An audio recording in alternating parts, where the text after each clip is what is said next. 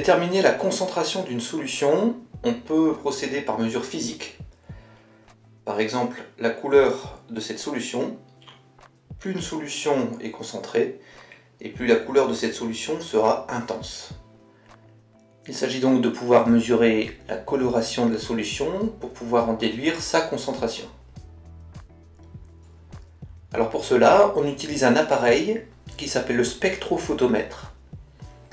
On va y placer une cuve remplie d'une solution colorée.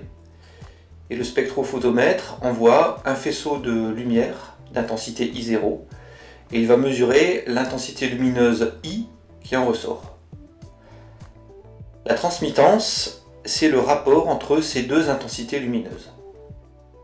À partir de la transmittance, on peut aussi calculer l'absorbance, moins log de la transmittance. Alors ce qui est remarquable, c'est que cette absorbance, elle est directement proportionnelle à la concentration de la solution. K est un coefficient de proportionnalité.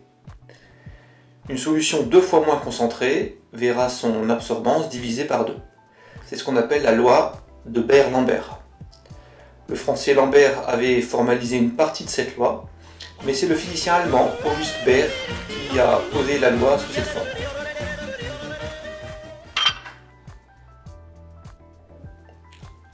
À partir de plusieurs solutions de concentration connues, on mesure l'absorbance et on va obtenir une droite puisque l'absorbance est proportionnelle à la concentration. Donc ça, c'est ce qu'on appelle la droite d'étalonnage. Et si on souhaite connaître la concentration d'une solution S, eh bien il suffit d'en mesurer l'absorbance et puis grâce à la droite d'étalonnage, on peut facilement en déduire sa concentration. Alors à noter que la loi de Beer-Lambert, ça va s'appliquer pour des solutions qui sont peu concentrées. Et puis on va toujours travailler à la longueur d'onde d'absorbance maximale, le lambda max. Alors petit rappel pour les couleurs. La radiation lumineuse la plus absorbée, ça correspond à la couleur complémentaire de la solution. Donc sur le cercle chromatique, c'est la couleur qui est diamétralement opposée. Par exemple, si vous avez une solution rose, on va regarder sur le cercle chromatique, la couleur complémentaire c'est le vert, donc ça veut dire que la lumière qui va être la plus absorbée, ça sera de la lumière verte. Donc on va utiliser une lumière verte. Si vous avez une solution de couleur jaune, la couleur complémentaire sur le cercle chromatique c'est violet, et donc on va utiliser une lumière violette comme lumière pour travailler sur l'absorbance de la solution. Si on a une solution bleu ciel, la couleur complémentaire c'est le rouge, donc on utilisera une lumière rouge. Voilà. A noter que les solutions incolores ne vont pas absorber dans le domaine visible, puisqu'elles sont incolores, mais la plupart du temps elles absorbent dans l'ultraviolet. Une autre mesure physique possible pour déterminer la concentration d'une solution, c'est la conductimétrie. Plus une solution va contenir d'ions, et plus elle va conduire le courant électrique.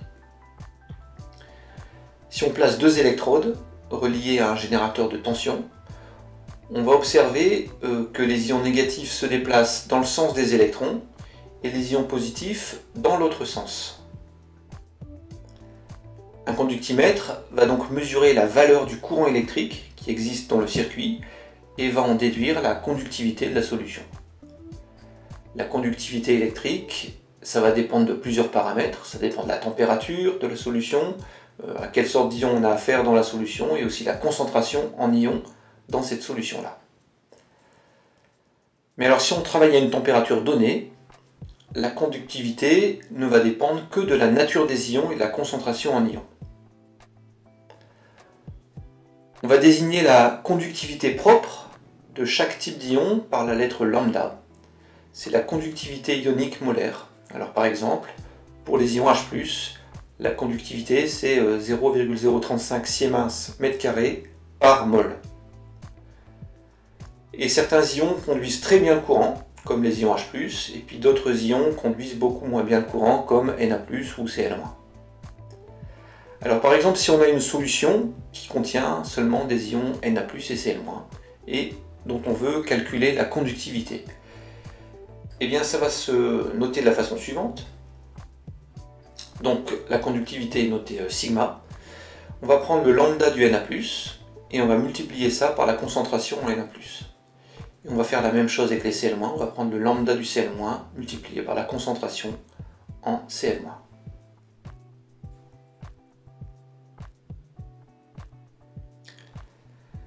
La conductivité d'une solution est donc proportionnelle à sa concentration en ions.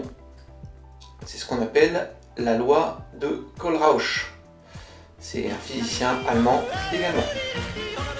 À partir de plusieurs solutions de concentrations différentes, on va donc pouvoir mesurer la conductivité et puis tracer une droite d'étalonnage. Et donc ainsi, pour une conductivité sigma S d'une solution inconnue, et bien grâce à la droite d'étalonnage, on peut déterminer la concentration qui correspond.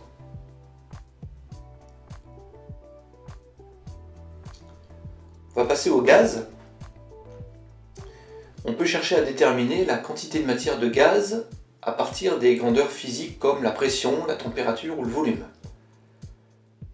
Alors pour ça, il faut que le gaz soit considéré comme parfait. C'est le cas lorsque un gaz est à basse pression.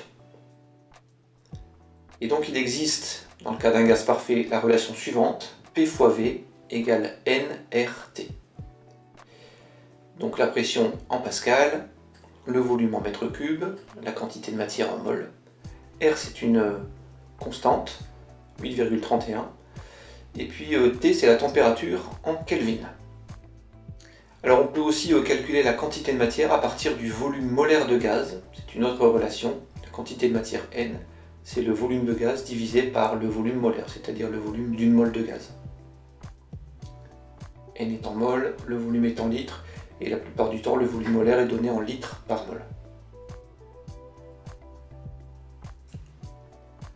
Enfin, une dernière méthode physique avec le spectre infrarouge d'une molécule.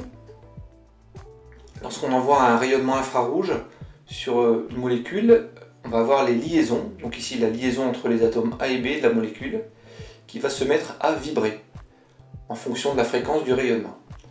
Et donc il y a certaines fréquences qui vont être absorbées par les liaisons entre les atomes.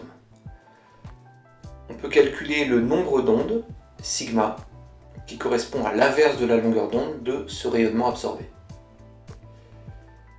Et donc le spectre infrarouge, ça va correspondre à la transmittance en fonction du nombre d'ondes.